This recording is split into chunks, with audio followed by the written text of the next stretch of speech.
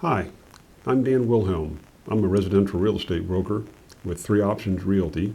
We do professional property management services in the Atlanta metropolitan area. Our office is located in Roswell, Georgia. Today, I want to talk to you about why it is that a tenant might want to avoid non-professionally managed property. The main reason is because the do-it-yourselfer landlord oftentimes don't know what they're doing. We'll talk about that. I'll illustrate that for you as we go along here. If you wind up with one of those kinds of landlords, and there's some out there that that do know what they're doing. I don't mean to cast a broad brush on all of them, but if you happen to get one of those landlords that doesn't do a good job, it could be a very costly experience for you, and it could also create a miserable experience for you as you live out the course of that lease. So what can you do? Well, one thing you can do is a background check. The landlord's going to do a background check on you. His background check will probably be much more extensive and in-depth than the one that you can do, but there's things you can do. We'll talk about that in just a few minutes. But let me start this off by giving you a case study, and this is a situation that I just heard about this last weekend. We have an elderly lady who has been living in a property for 5 years, and in preparation for giving the property back to the landlord, she hired a professional house cleaner to come and clean the house from top to bottom. That included windows and window blinds. She had a professional carpet cleaner come in and clean all the carpets. In addition to all of that, she had the garage floors pressure washed. And I'm going to tell you, in 23 years in this business, I've never ever heard of a tenant cleaning the garage floors with pressure washer. So she really did put her best foot forward to give this property back in a good condition. But in addition to all of that, she actually was very cooperative in the last 60 to 75 days or so of showing the property. She made the property available any time of the day and any day of the week. And there were many cases where she hosted the showing because the landlord was just too busy to come over and show it. And she must have done a good job because one day after she moved out, the new tenant was moving in. So the property must have been in somewhat good condition, but in thanks, I guess, for all the great work that she did and her great attitude, the landlord decided that he would forfeit her entire security deposit of $1,200.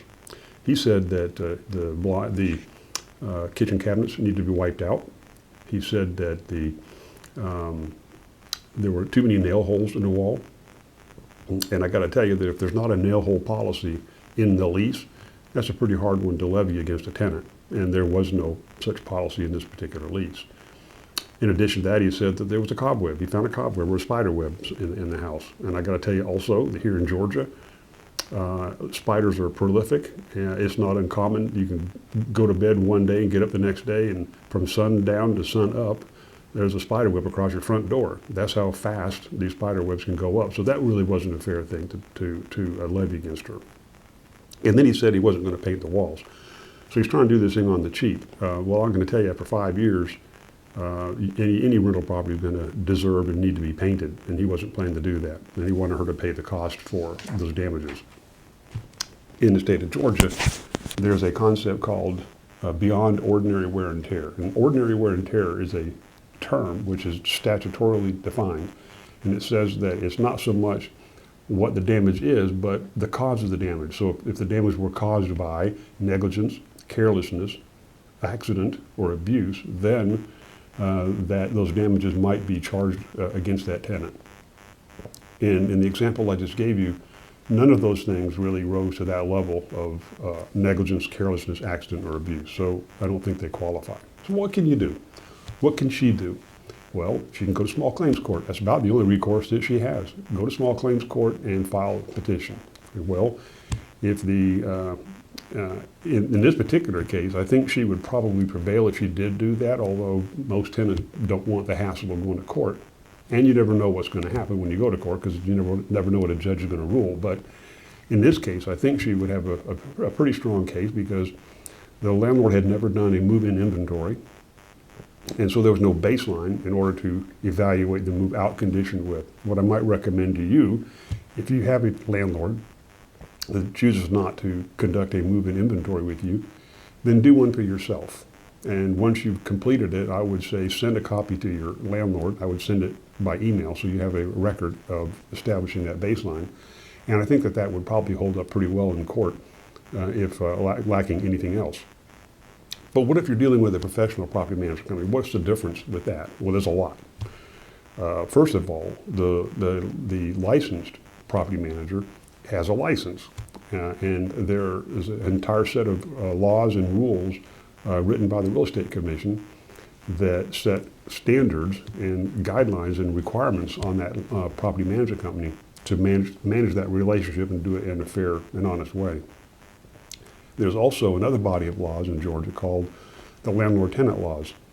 The landlord-tenant laws apply to property managers, but they do not apply to individual property landlords if they have 10 or fewer homes and if the properties are titled in a real person's name as opposed to like an LLC or a corporation. So many individual landlords don't have to comply with the landlord-tenant laws, which again is a set of advocacy rules and laws to protect the tenant. The professional property manager also has to most of them, I should say, are members of a professional trade organization.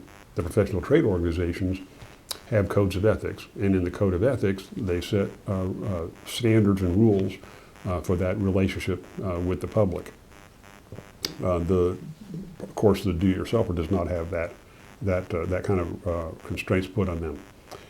Probably, though, the fourth and the biggest reason why why it makes a difference with a professional property manager is because they have a professional reputation to maintain and protect.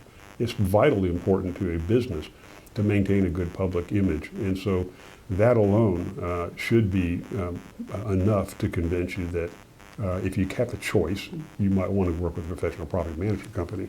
So let's talk about those background checks. What can you do to check that landlord? Well, one thing you can do is type their name into the web browser and see what comes up. Maybe there'll be some public record that pops up. Maybe there will be a LinkedIn page. Maybe there'll be a Facebook page, and all of those things can give you an idea of something about what the character and nature of that landlord is.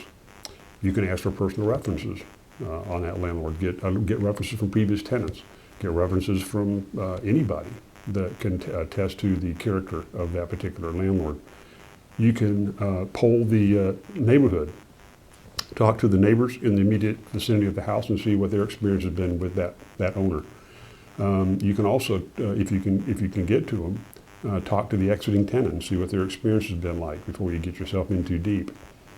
But what if you're wanting to background check a professional property management company? It's much easier. There's many, many more resources to work with.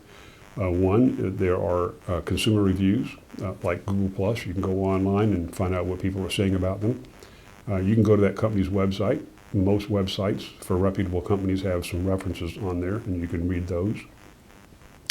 You can go to the Better Business Bureau and see if there's any complaints or an excessive number of complaints that have been filed against that company.